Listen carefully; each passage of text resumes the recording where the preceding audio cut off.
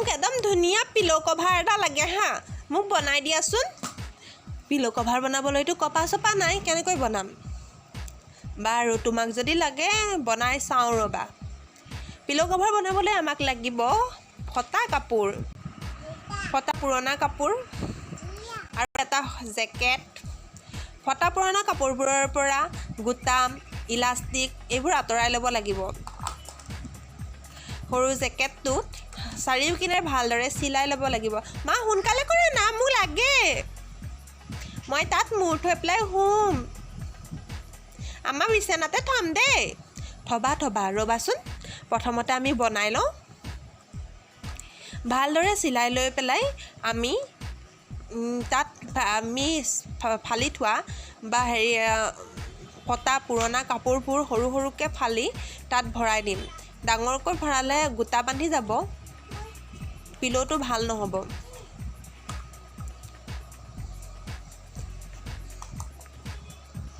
wow সোনকালে বনোৱা মোক লাগে ধুনীয়া লাগিছে দেই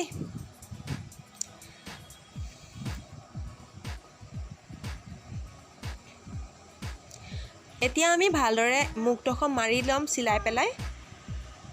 ভালদৰে চিলাই ল'ম তাৰ পাছত আমি তাত কভাৰ বা ভাল কাপোৰেৰে কভাৰ কৰি দিম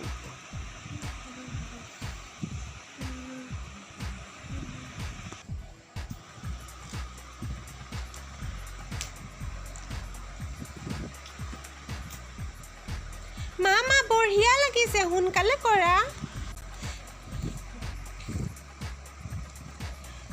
ৱাও মোৰ পিলো হৈ যাব এতিয়া ভালদৰে বনাবা দেই ৱাও নাইস এতিয়া আমি এইফালে ভালদৰে চিলাই